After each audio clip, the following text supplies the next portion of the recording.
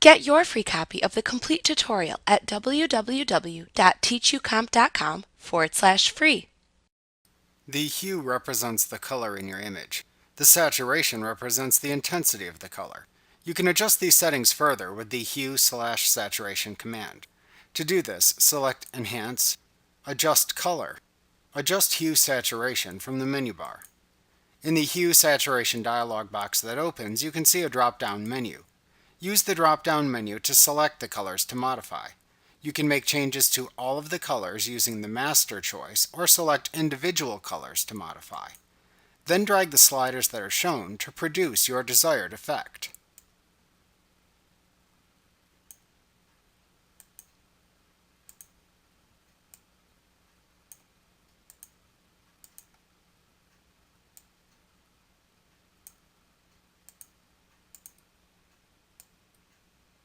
Note that you can also check the Colorize checkbox to apply a single color to your image. This can produce a nice tinted effect in images, such as colorizing a grayscale photo.